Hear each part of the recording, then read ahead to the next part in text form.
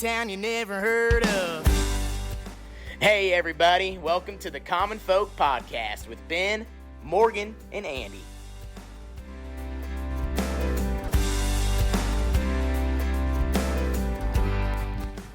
Welcome back to Common Folk. Let's go. Podcast. For the people, by the people.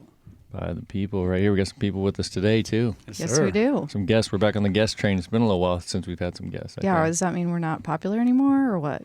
What's the deal with this guest thing? I mean, I wouldn't call it that.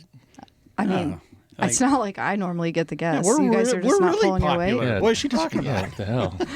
Andy was like spinning his drink like he was about ready to shotgun it. Like he had it on its side. Well, Like he was going to bite into it. I think you're supposed to, shake well. I never shake well. Oh. Is that green tea? Yeah. I told you, this is the summer of tea for me. You have been on the tea train. Yeah, Arnold Palmer's, yeah. Oh, yeah, that's right. Yeah. Forgot about that. Did you have some tea at Vala's? I saw your post. Oh, isn't that something? You spent like I couldn't believe $500. it. Yeah, like it's $50 a head now just to get in the damn place. It's fun. Come on, the kids. It is. It's for the kids. Come on now. Take them to my farm. Cut them loose. Go do it. Get out there, I don't know. I bring them here. Just cut them loose. Sometimes you do. You do that. Yeah. You guys need to start charging. All right. Well, what do you got for us today, mister? Today on the podcast, we got a couple special guests. We've got Josh and Rebecca Johnson. How you guys doing? Good. Thanks for having us. Super good. Super good. Excited to be here. Yeah, man. We've got some history here that I'll dig into a little bit. So first of all, you two are here because we wanted to speak about a boot company that you own and recently got involved in called Dehner Boot Company in Omaha. Super storied company. Excited to get into that and let folks kind of learn about some of that history and some of the stuff that's been going on that most people don't know about. It's super interesting. We got a chance to visit it. But outside of that, even more exciting for me is just kind of reunion that Josh and I have had. We went to college together my freshman year. We were in the same fraternity. Oh, God, they're going to do some like handshake, Hey, thing. There's certain things that you can't know about. Okay, right? fine. I don't want to know. Right. Josh was actually my big brother in the fraternity. So he was like my mentor. I only went there for a year. Morgan and I had a child early on. A blessing. That happened. A blessing. Yeah, a You guys blessing. gotta It come did. around. It's Yeah. real. Yeah. She is a blessing for sure. That ended my or our college experience real quick. But that first year that was there was a freaking blast, and a lot of things I'll never forget. I'm very grateful for Josh and the guys there. So it's been super cool to catch up. We met with them a few weeks ago. You guys just moved, so we'll get into your history a little bit. We will, but you guys just moved back to the area how long ago? Yeah, we got back into the Omaha area in February of 23. 24. Four. Wow. Feels like it's been longer almost. But, Yeah, so it hasn't been very long at all. No, not Yeah. at all. And I just want to say, Yeah. So you, I mean, I guess part of like tradition or whatever, but you buy the little brother buys the big brother the paddle. Oh, that's right. Oh, Yeah. I forgot about that. And that thing has traveled with me Really? throughout my entire Marine Corps career and all the way back here. Wait, you have the paddle? Oh, I absolutely still Yeah. have that. Yeah. Oh, does Yeah. that mean you God. can still Yeah. beat him with it? You sure? That think was that's earlier. the That was tradition. earlier. Yes, yeah. Wow. I've only got a couple of scars from that. Oh my God. Okay. That would have been like when the movie Dazed and Confused was really popular, and the seniors would always paddle the freshmen. Yeah. I remember we were 8th graders going on to our freshman year, and Yeah. all the seniors, would-be seniors, they were making their paddles during shop. We were taking like drafting class, so we could like look out and see them making the paddles. Oh boy, you had to watch it. Yeah, we did. Yes, we did. Yeah. No, that's great, man. I totally forgot about that. I'll have to look at that. Josh has not. I'll send you the picture just to make sure that please. you Yeah, do yeah, know. yeah. Is that Ben? Is that Ben? You're gonna. Yeah, I want to remember. Oh my gosh. That's great. So yeah, fraternity days. Everyone's got stories from that. It was fun, but going forward, first of all, let's talk a little bit about this company that you guys purchased and you're so heavily involved now. It's called Dehner Boot Company. Tell me a quick little something about the history. Just for the customer or Yeah. for the audience, Yeah. but Dehner. Dehner, There sorry. you go. Yep. Yeah, no. With a long A? Dehner. It's German, Yeah. Oh, yeah. The E's an A. Dehner. Dehner. Okay. Yeah, Wow. yeah, Dehner Boot Company, 150-year-old company, started in Junction City, Kansas, in 1875, by the name of a man named C.C. Dehner. He had come across a local cobbler. He's like, "Man, you do some really great work, and we should go into business together." And so they did. They kind of got their start with military officers there at Fort Riley, which is just north of Junction City, Kansas. From there, they moved over to Wichita, and then in 1930, then moved here to Omaha. They started downtown area, a couple different locations down there, and then moved to their current location on Martha Street and 42nd-ish, it kind of in a residential area. Since 1989, I think is when we determined that that's when they moved to that building. And just the history has been incredible, and I can't wait to kind of talk a little bit about it. Yeah, absolutely. I mean, when we went there and you were driving there, I'm like, what? I mean, it's literally just houses surrounding it, and you wouldn't ever even know it's there. Oh, I know Like, the area. it's- You're by Dinkers, right? Yeah. Yeah. Yeah, that's And Very like close. They just- kind of by yeah. Greek Isles, like a little bit behind. Like it's crazy. It's kind of a picture of like what business of yesteryear was. You know what I mean? We Okay, didn't yeah. have all these like Strip malls. And Yeah, and true. like big industrial parks and things like that. That didn't exist a long time ago. You know, it was these buildings like this that people built houses around. I would imagine that once upon a time, a lot of people that worked in these buildings lived in the houses around them. You know, you probably walked and biked to work and all those kinds of things.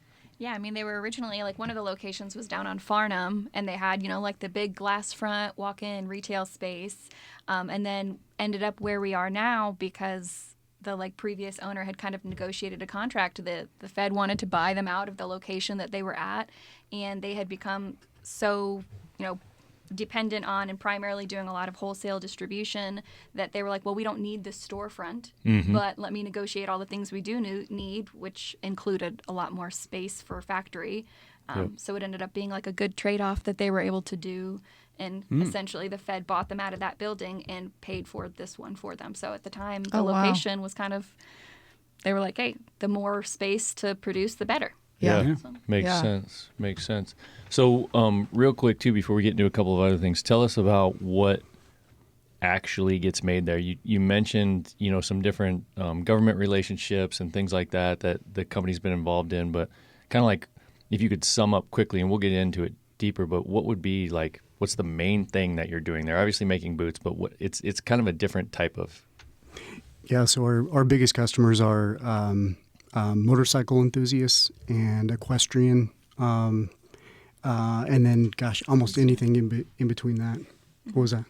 Oh, I was going to say police uniform. So, like, the largest percentage, I would say, of the stuff we produce goes to police uniform, distributors, or direct to, like, we make all of the Massachusetts State Police tall boots, so we make those for them. And it would be like not knowing the specific names and categories and stuff. If I'm just thinking of it as just a common person that doesn't know anything about this, I would picture in my mind like an old school motorcycle cop. Something like that is what I would picture. Does that fit that? Yeah. Or a cop on a horse.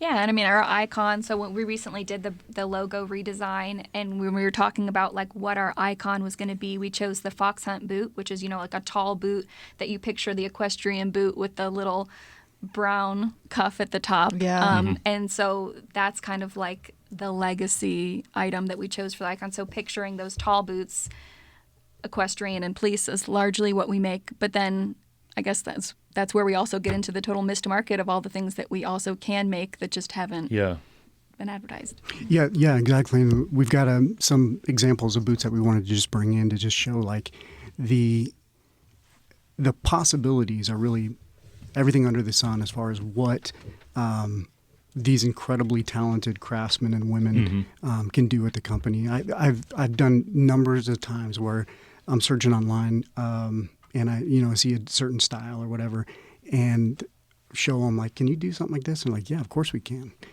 So it's just absolutely just incredible, the talent that we have that have stayed there at Dehner, even through the transition when we took official ownership. It's pretty awesome. Yeah, and I think it's also important, so for people who haven't seen it, to note that like our primary material, everything is leather. Yeah. So like when we're talking boots and shoes and stuff, like everything is made from start to finish in our factory, and that the materials that people are choosing from are leather-based items.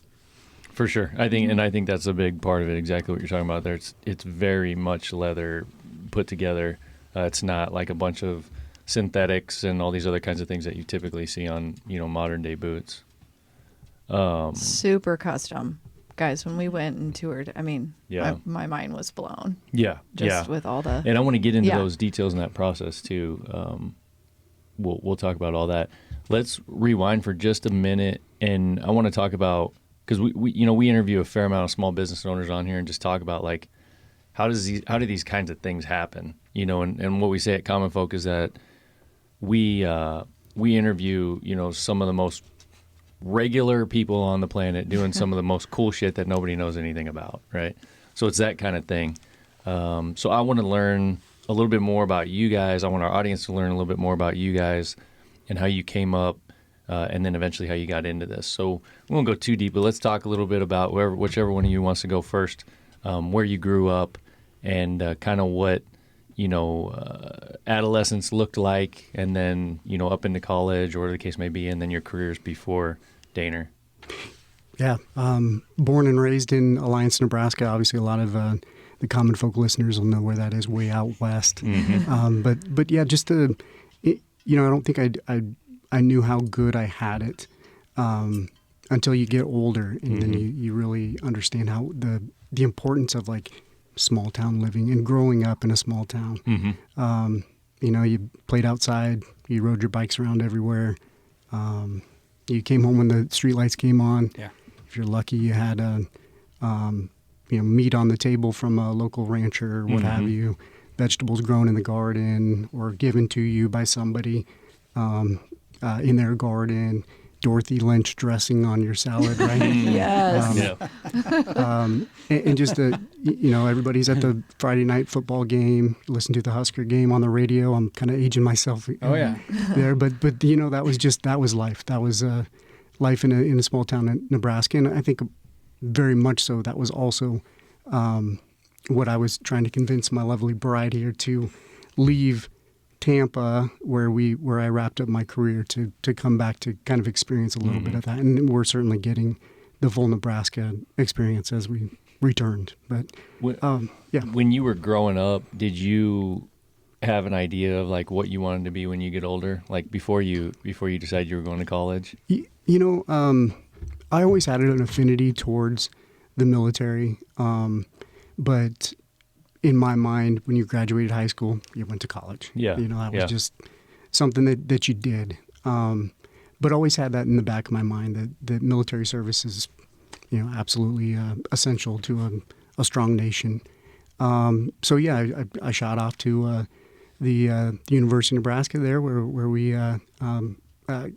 started our friendship. And then 9/11 happened, and I think I spent a year of just kind of soul searching, trying to figure out, what that meant and what it should mean for me as well. And decided to pull the trigger that I felt the importance of serving. So I looked at all the services, and I thought, I can't half-ass this. I've got to do it right. So I went to the Marine Corps. Yeah. Why do you say that? Because it's hardcore. My dad was the exact opposite. Oh, he was? I was trying to talk to an Army recruiter, and he's like, The Air Force. Well, so You I were just got smart, yeah. I just got a pinch here. I did not mean to disrespect anybody, Oh, gosh, especially no. especially the person here to my right. That We'll get into that. Yeah. my lovely wife, she was Air Force, so I did not. I'm the punching bag on this show, so just let me have it. It's all good. That's good. That's a well-known rivalry. Yeah, exactly. Yeah, and that was something that I either missed or didn't pick up on with you when we were in college my freshman year. I think, were you 1 year ahead of me? Were you sophomore or junior when I was a freshman? Oh boy, I can't remember. What year did you graduate high school? 97. Oh, so you were probably a junior then. But anyway, Yeah, I think that is right. that I didn't pick up that military was in your sights or in your plans. I can't say that I ever really knew exactly what was in your plans. We never really talked about that, but I remember after I left school and then you had said something and hearing stories about that you decided you were going in the Marines. I was like, holy cow. Like, Josh got serious. I didn't know that was going to happen. Like, I was picturing like something like what I'm doing today, like a marketing job or something like that. I think when I first met you, you were like the social chair of the fraternity or something like that. So you were putting together parties and. Well, that's all you know, guys were probably talking about or Yeah, doing I think was so, partying. yeah. I mean, let's be honest. In the mentorship stuff, right? Well, yeah. In between yeah. keg stands. Yes, exactly. Yeah, it was very And beer pong. Did you see my form? It was very professional. Okay, right. We hit all the marks. We were scholars, we were leaders, we were athletes, and we were gentlemen. That's right. Every day. Oh, okay. Every day. Yes. Yep. No argument. But yeah, when I heard that you were going to the military, I was like, wow, that's wild, man. And I was proud of you. I was proud to hear it. But I was surprised. I didn't realize that was the path that you were on. Yeah, I mean, I think it surprised a lot of people, including my own parents. For Did sure. it? Just, Okay, yeah. I was going to ask how they But at responded. the same time, I'd still say that they, and I learned from them as well, of just the reverence for our military. So while it was probably a shock at first, they quickly got on board, and now a very proud Marine mom. Yeah. Even still. Yeah. So you you decided on that, finished college, and then what happens? How does that go?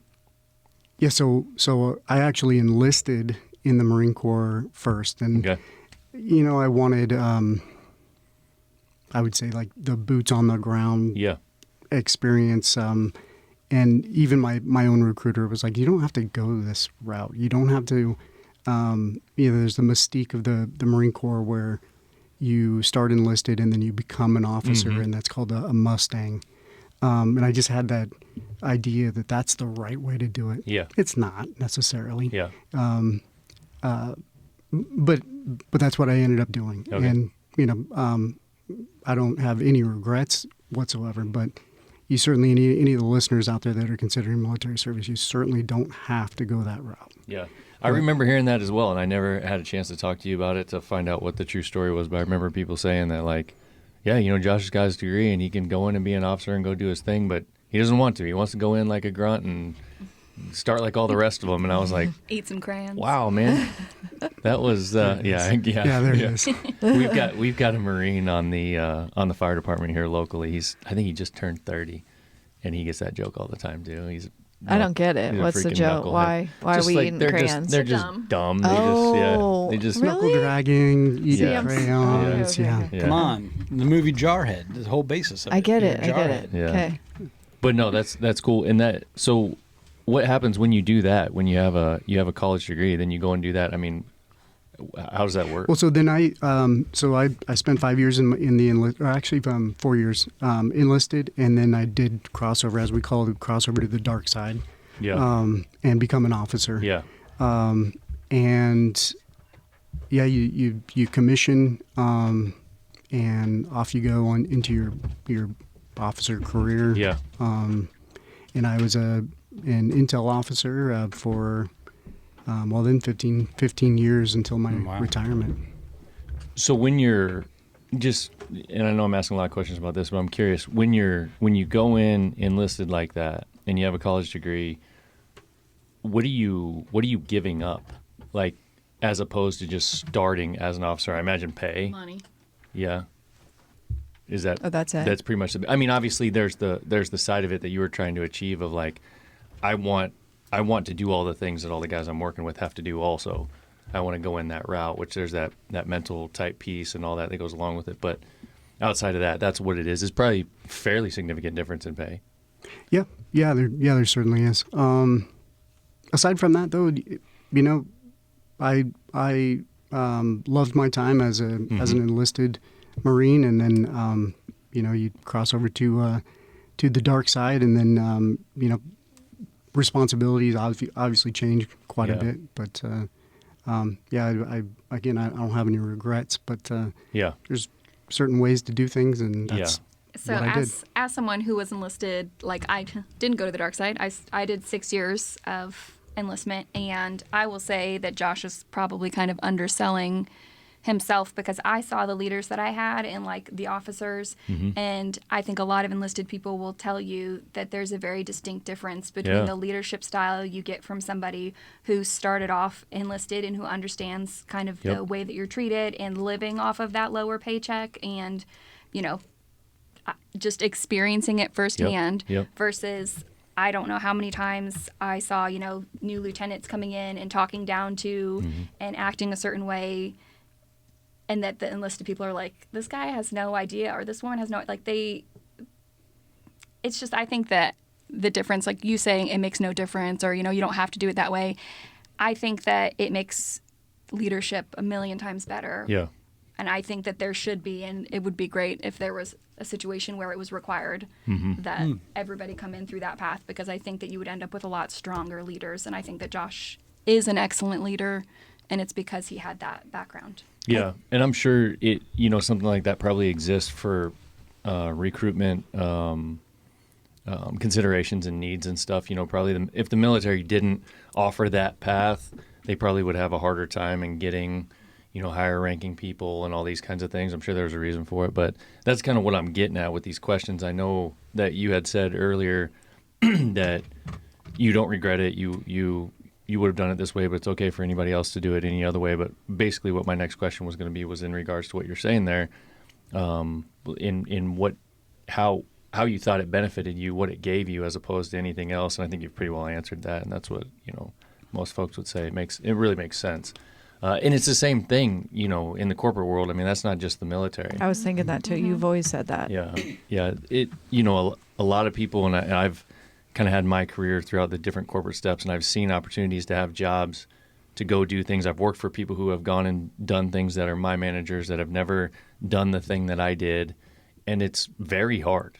It's very hard. Like, yes, they're good at, you know, these different types of leadership type things and those kinds of things that they can bring to the troops, they can bring to the people in the organization. But if they haven't done it, then they haven't done it. It's really hard to relate. And there's just that thing with people too. Unfortunately, a lot of the folks that are led just cannot get over it and will not give that full level of respect to that person that's leading them if they don't think that person has done it before. And that's just kind of a reality. That's just kind of how things go with people. It's just human nature. And you just got to go through it. You got to earn it. You know? Yeah. Coming from, you know, everything ties back to sports with me. And a lot of my buddies from Peru State went into coaching. Well, it's a teacher's college. And so like a lot of my buddies that were players wanted to be student coaches. Well, they're not going to be able to coach. Like, I'm not going to listen to my buddy who's now a coach because he graduated a half semester before me. I'm like, me and you are like equals. I'm not gonna. You're not gonna holler at me and tell me to do 20 push-ups. Yeah. So like, but if you would have went somewhere else and he had good credentials, right? 3-year starter, all these other things. But it's one of those things where your mindset's already there. It's like, no. You're just you're one of me now. But if he would have came in from somewhere else, I would have been, you know, cool with it or whatever. Yeah. You know, it's just you got to earn it, and there's no way around it. Yep. It's tough. So you said you did that for 15 years. You were in intelligence. And I'm assuming you moved around to a few different places. Yeah. I spent a lot of my officer career out in the Pacific before it's as sexy as it is now, because our main adversary, of course, China, North Korea. So yeah, it started in Okinawa. Was lucky enough to go to Hawaii. Stationed there for 3 years. During that time, I went to Afghanistan with the Joint Special Operations Command, so I was super lucky to be able to get that experience. Yeah. And at that time out in Hawaii, then met my lovely wife here, and we linked back up in Virginia when I was at it was like captain school, or we call it expeditionary warfare school. And then I took her back out with me. I don't mean it to sound like that, but Yeah, by then I was a dependent, so yeah, I went where you went. but yeah, I was lucky enough to get stationed back out in Hawaii and got company commander time and operations officer for a battalion time as well. And then we were lucky enough to get stationed in Tampa, Florida, which was close to Becky's family. And I was at Central Command there, which ironically is, well, where I was working was in the Iran department. So we spent, the 3 years of ramping up and ramping back down, and ramping up and up. Here, it's gonna pop off. We know it's gonna pop off, and then never did. So I know my colleagues that are still there are probably feeling the same sort of way. Yeah. Ramp up Yeah. and then back down. But that brings to mind for me, like, all the things that are going on today, and as civilians, like, all the things that we see and think. And I feel like every time we turn around, like, the end of the world's coming. Another war's about to break out. It's World War III. I don't know how many times in the last 2 or 3 years. It's already started. Yeah. That was the YouTube it video I did? watched last week. Yeah, Okay. we're in the middle of World War III. Yeah. Okay. Like, what I'm getting at is, like, all that we hear, do you feel almost, like, numb to some of that stuff? Or do you look at some of that stuff and be like, you guys just, you don't get it. You don't understand what's going on behind the scenes? it was certainly helpful because I had a top secret SCI clearance, so you really kind of got to see behind the green curtain. And now that I don't have that anymore, now it's kind of I feel a little bit of that, like, man, what really is happening? Because I certainly had all access in my time as an intel officer, where I could say, I'm trying to think of a certain instance, but just say, like, yeah, it's not what people are hearing in the news. But now I'm outside. You're one of us. Wondering sometimes. You're a little blind too. Yeah, that's cool. It's a good story, man. If you had time, I'd love to at some point have a conversation more about, like, your career and the military. I think folks would really like to hear that. I know I would like to hear it, but someday down the road. Wait, but I want to ask something real quick. Yeah, go ahead. Yep. So everyone, as a civilian, you always hear, oh, they put in 20. Why didn't you put... Do you get that? Like 15, excellent question. You're good? Or? So 20 years is when you're eligible for full retirement. Okay. And we had gotten to, about a year out from hitting my 20th year mark. We had just had our second little girl, and it was just that perfect time, that crossroads where should we stay in and then inevitably have to move from Tampa to our next location, start all over, potentially pin on lieutenant colonel, and then that opens the door for a whole bunch of other opportunities, or is this the perfect time to just go ahead and get out and then just start our next adventure? Well, and to be clear, so he did 20. But you it was did? Five was enlisted, and you were talking 15. That was 15 years as an officer. So it ended up that he did 20. Okay, because that's why I was like, Kyle, you don't normally hear people being like, bye at 15. Like gotcha. Yeah, I got it. I'm okay. sorry. I was confused. The misconception there. Okay. But did full 20 years and fully retired. I see. Okay. Cool. So, throughout that, you talked about your wife and your girlfriend at the time and those kinds of things. Becky's here as well. Let's hear a little bit about how you came up. What was it like when you were growing up, where you were at, those kinds of things? I grew up in a small town called Denellen, and it's in Florida. Okay. So horse people will know Ocala, Florida, which is like, we call it the horse capital of the United States. Some people say the world. So that's the area where I grew up. So also kind of that small town, very rural. I raised show pigs, FFA, like that whole spiel. So I relate to that, and that was part of the reason. Like when we talked about where we wanted to end up, I was kind of like, no, I'm good. I'm good with this. Dissimilarly, I was not planning on doing the military. That was not even on my radar at all. I was very much so. I graduated high school in 2009, and at that time, it was like same thing. You have to go to college. If you don't go to college, you are going to work at McDonald's, and that's it, and you're screwed, whatever. So I did 2 years at a local community college. I guess really it was 1 year because I dual enrolled my senior year. And then by the time I was trying to make that decision about what I was going to do, whether 4-year, go to University of Florida, like what the plan was, I was presented with, here's the opportunities that the Air Force offers. You can do as much schooling as you want. I'm a huge nerd. I'm the person that, given the opportunity, if I could be a student for my entire life and be paid to go to school, I would do it in a heartbeat. So for me, I was like, well, having a scholarship and going and getting a 4-year degree, that's never going to be enough. I'm going to need more. And that was when I kind of got poached by some friends, and they were like, just come talk to this recruiter because my brother has X amount of degrees, and they'll pay tuition assistance, and you get GI Bill, and also get out of the small town, which was, for me at that point, I was ready to see something else. What I was going to ask you that, and maybe you're answering it. How did the military get on your mind? Because you mentioned was that when you were in community college or? Yeah. Okay. So when I was in the local community college in Ocala, that a friend of mine was going, he was planning on joining the Air Force, and he was like, well, do you want to come with me? I'm going to the recruiter now. And so I kind of just dropped in with him because he was going. And then while I was there, I was like, wait, so you guys pay for school? Like as much as I want? Like if I'm in, I can keep going? And like, I got the whole talk of like, also you can travel, you can go here, you get these benefits, you're going to see the world. Right. Air Force is awesome. I'll go to bat for the Air Force. So, I like the Falcons. Go Falcons. So for me, it was kind of like, they were like, hey, just take this ASVAB and see how you do. And I mean, I scored really well because I'm a nerd. So they were like, what do you think about being a linguist? You can go in Intel.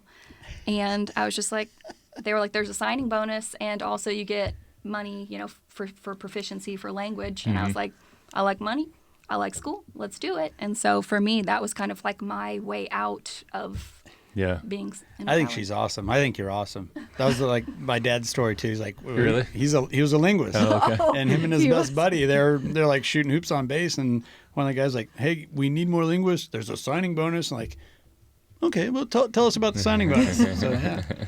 So it's the same thing. So for me, I joined, I enlisted, I became a Chinese crypto linguist. I went to school in Monterey for language school for a year and a half. Got stationed out in Hawaii to work the National Security Agency translating, and that was where kind of as I was separating and Josh was there in leadership, we had overlapping contacts, like the people I worked with. I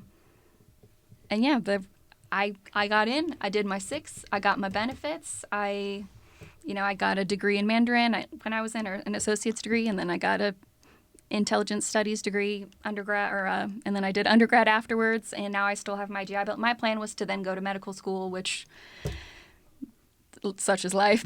Somehow I ended up getting this. Own a boot company instead. It was now a dying patient that I'm taking care of. No. Doctors need boots too. So. So I went and I did an undergrad in neuroscience afterwards, and then I did a full post-bac for genetics and biochem because I had planned on applying to medical school. And then we had our second daughter around the time I got pregnant when I was getting ready to take my MCAT, and so decided to go ahead and delay that a little bit and thought, it'll be there when I'm ready. And then as we kind of got settled in here, obviously right now, like, my friends who are in the medical community are like, it's tough, it's miserable, it's a hard time to do it. And so the idea of going and being away from my kids for 80 hours a week in some kind of intense program just no longer seemed like something that was a worthwhile trade-off. So, who knows? Yeah. You still got to invest in yourself as far as building knowledge, going to school. Like, even if that's not exactly what you're using, that's kind of what everyone talks about. Yeah, I went to college for 4 years for this, but I'm actually doing that. That's a very common story. Yeah, I learned Yeah, how to absolutely. learn. We do have Yeah. some customers in China, so that's been fun. Like I get to occasionally, and some of our machines come in with machine manuals that are still in Chinese. They don't send an English version, Yeah. so we've been able to laugh a couple times. I was Yeah. like able to dust off the old. That is fantastic. Yeah. That's like my dad's exact same story. When we'd get fireworks, we'd always make him read them. What They've language? got- What language did your dad? Mandarin. Do? Yeah. Yeah. Man, that's so Yeah. cool. They've got a machine that they showed us at their facility. It's the first one that you guys have had to buy as owners, right? And it was a very critical machine, and we'll talk about some of those details. But it's like super unique. Like I imagine there's how many of those do you think there is in the United States of that machine? Of that machine, gosh, yeah. Yeah. Yeah, like a Can't handful. be that many. handful, right? Yeah. So because of that, the manufacturer hasn't spent a whole lot of time like translating the instruction manual or Right. whatever, or all the Or any warning of it. labels and all the shit that comes along with it. So they get it, but lucky for them, she can read it. and Like, figure out- aha. Yeah. Yeah. Nice. Which is pretty wild, like Yeah. coincidence when you think about it. That is Yeah. something. Yeah, how super sim. everything can really go full Yeah. circle. Yeah. Definitely. One of the things I wanted to ask you when you were talking about the military, I've met a number of folks who were linguists, but I've never had a chance to ask them about like how does this really work. Like I picture, like old war movies where like someone's sitting in an office somewhere and you're listening to like these communications and you're translating them and you're like figuring out the secrets that all these people are saying and all that kind of stuff. But what is it really like? Like how does it really work?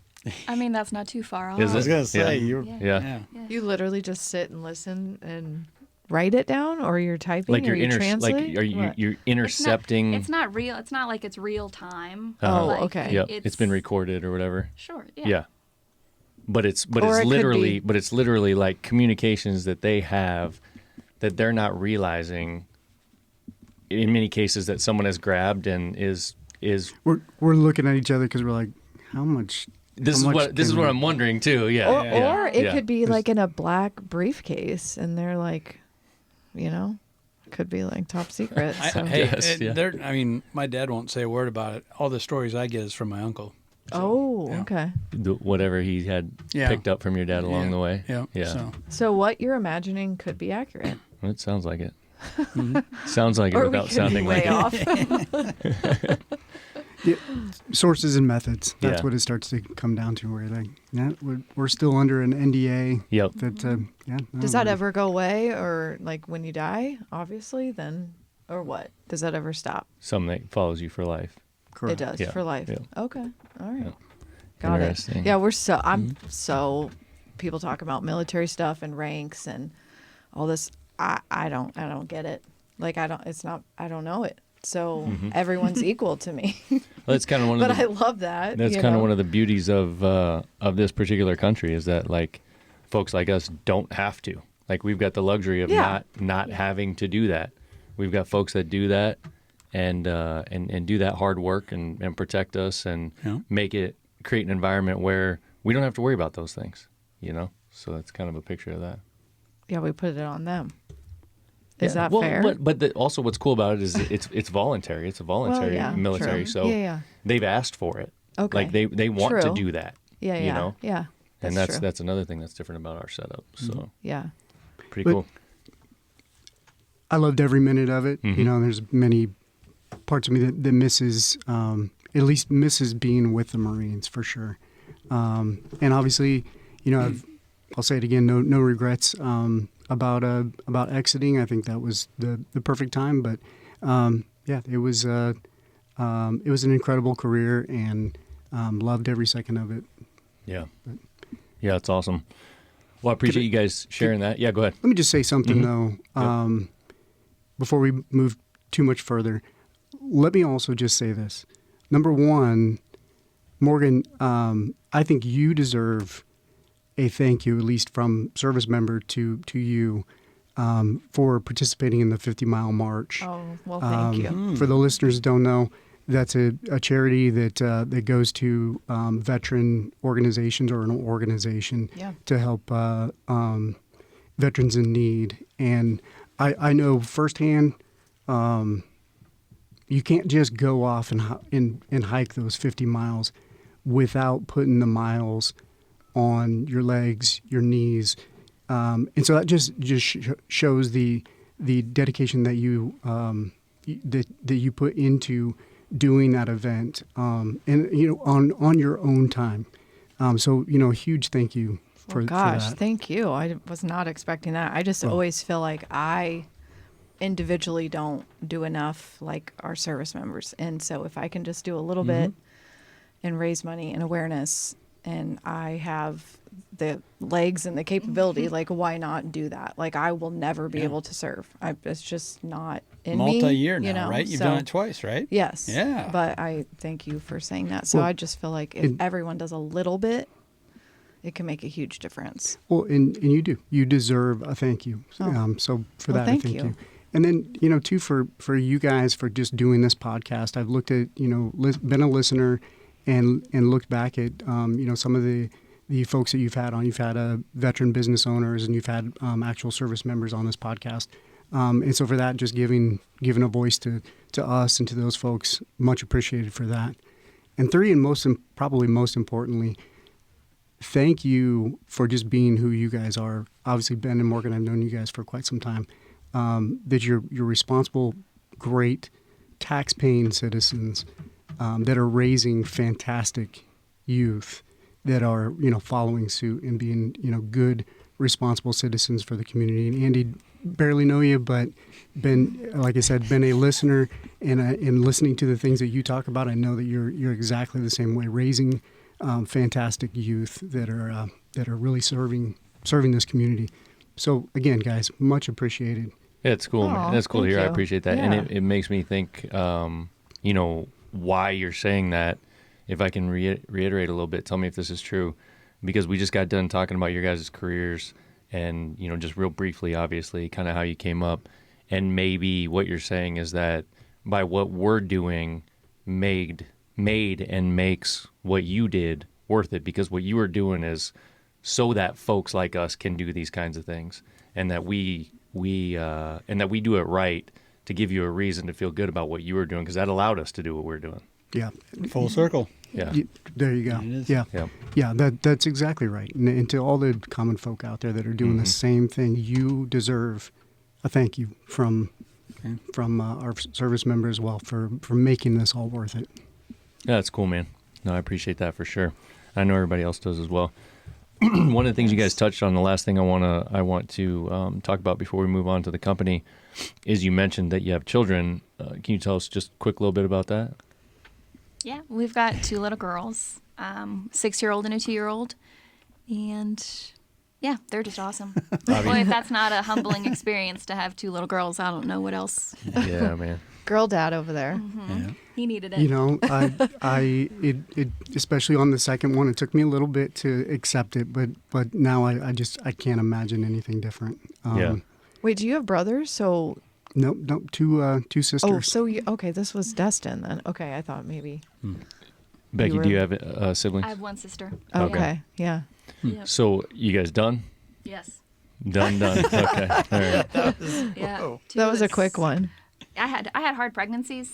Me too. So I'm girl. so thankful. Yeah. I'm so thankful that we have two healthy, happy little girls, and there's not enough money in the world to pay me to do it again. Just throwing it. Maybe. It's probably too early at this point, but do you guys have any kind of specific dreams or aspirations for them in terms of what they're going to be when they grow up, given your guys' experience?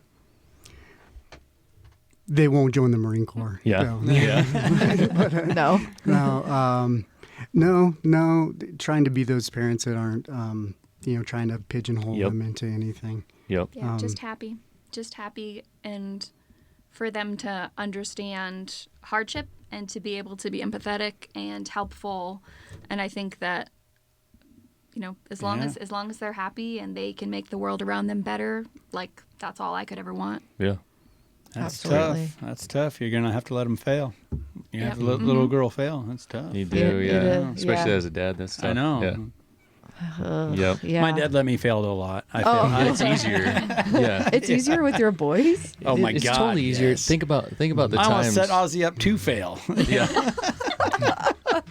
Think about the times that you've brought up stuff about Joel. You're like, oh, if we don't do this or do that, this is going to happen to him, whatever. And I'm like, yeah, it's going to happen to him. It needs to happen to him because there ain't a damn thing we can do about it. Like, I can talk about it all I want, but he has got to rub his face on the concrete. You got to go through it. Okay. Yeah, I you gotta I go think, through it. Yeah. I think that that's a difference between boys and girls too, though, is that little boys and teenage boys, they have to fail themselves to learn Yeah. it. But girls can watch somebody else fail and say, yeah, I don't want that to be me. And Yeah. like, I think that there's a difference to it. Yeah. Like, Yeah. Yeah. for real, where you have to let the boys fail. And for the girls, you have to at least let them see who they don't want to be Mm-hmm. and like learn from someone else's mistakes. I think that's That's very true. an easier thing, with our frontal lobes developing better sooner, or, whatever it is that the girls seem to be a little bit more mature a little sooner. So You reminded me of a story we went out to eat a while ago. It was on one of those really good Mexican food restaurants on 24th Street Okay. in Omaha, and little kids running all over the place. It's fun, it's lively. You're getting authentic food. A lot of little kids, a lot of noise, and there was this little boy. He was way shorter than all the little girls, but he had the moxie. He would walk around with his arms out like this, and he walked up to our table and just goes roar. Like put his arms up, I'm like, Jesus, this kid's about it. And so we kind of kept our eye on him, and he went over to where all the toys and trinkets were, and he started scaling it, started climbing it. And all the little girls, they didn't. They just sat back and watched. Like you were saying, we'll let him fall. Yeah. And he was happy to do it and fall, but he wasn't going to show you his hurt. Yeah. He was a good Yeah. little boy. Yeah, but all the little girls, Sounds like it. they just sat back and like, yeah, you go for it, buddy. It's funny. But for your kids and you guys growing up in smaller towns, do you want that for your kids? Obviously, coming back to Nebraska from Tampa, I would say is just smaller in general, but not that you need to say where you live, but it's a smaller town and they're getting that. yeah. Yeah. Yep. Yeah. Yeah, the full experience out there in Utan. We just Okay. part of the reason why we moved back in the first place was that we found a piece of property that just really checked a lot of our boxes of what we always kind of wanted. And obviously Utan, very rural, but we know that the school district is fantastic, and they have been fantastic, and we just really wanted that experience for our kids too. That's awesome. Mhm. I think that's Yeah, that huge. was kind of interesting too, because last time we talked to you guys, you were telling me how you moved to the Utan area, and was that kind of like just sight unseen? Kind of. Yeah, I mean, that was kind of what I was picking up from you guys. Yeah. It was find property on Zillow, decide that what we could get for a property in rural Nebraska versus our house in Tampa was like, we can get the 5-acre little plot of land of our dreams here. And then I don't know, basically we put an offer on the house having not seen it. I flew out after we had the offer in to come do an inspection period, so I had seen it once. And that was That's really crazy. it before we closed on it. That's awesome. And then I did a trip up right before closing. It happened to be January of 2024 during the polar vortex. Of course, it was accidental that our schedules aligned that way. And my best friend Jessica, oh my God, bless her heart, she is a Florida girl through and through. And this was our mom's weekend getaway. The dads had the kids. We loaded up my car, and we were bringing our chickens because we had 5 chickens that we were bringing up from Tampa. And we road tripped during this absolute outrageous winter storm in my car with chickens in the car with us who were also panicked at the cold air and the snow. And so when I got to the house that we were closing on, the family that was living there was so nice, and that they were like, yeah, you can leave the chickens here, fly back. And then we were doing our family trip up. So they essentially chicken sat for a couple weeks for us. And when we arrived and the snow was, 5 feet high on either side of the street, and I'm coming in and pulling the chickens in, this poor woman thought for sure that I was going to turn around and say, we are not leaving here. Goodbye. Oh, yeah. So that was my big exposure to Nebraska winter. And everybody thought, well, if that didn't scare you away, Yeah. I don't know what will. Had you been to Nebraska before that? Nope. No. For a week trip when I came up, or Yeah. weekend. I came up to do some job interviews before the move. Yeah. But that was my first introduction to Wow, winter. you're super adventurous, or either you just really love this man, or both. I mean, like, to do that's amazing. I don't know if I could do that. A special woman because, born and raised in Florida. There was one day, sometime last winter, I think. It was a nice, gentle snow, and she came inside, having been outside for, I don't know, an hour or two, whatever it was. She's like, I think this might be my favorite weather. And I'm like, all right, well, then you're in for it because, I guess we're not moving anytime soon. But Wow. yeah, she enjoyed it. She enjoys the winter. Well, it's like, yeah, I wasn't born in Florida. I was born just outside Chicago. My family, so there's something Midwestern in the blood. It's just that we moved to Florida when I was so little. I was raised there, but yeah, I keep telling everyone the joke is that I'm like one of those huskies that you see on the internet where people are like, "You're supposed to come inside." The lady on the internet says you're cold, and I would be outside all day if I didn't have responsibilities. That's awesome. Yeah, well, I've lived here for a long time. You definitely like it a lot more than I do.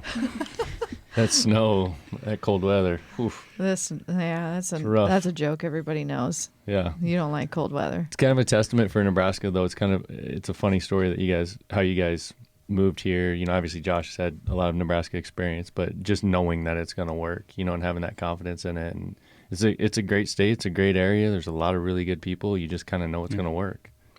Yeah, Alliance can get harsh too. You're out there. Yeah. I mean, it doesn't have the humidity here, so it's drier. But they tend to get a lot more snow. Yeah, pretty windy. Yeah, indeed. Yeah. Cool. Well, I want to talk about Dehner. Let's get into that. Before we do that, let's take a quick break, and then we'll dig into the company.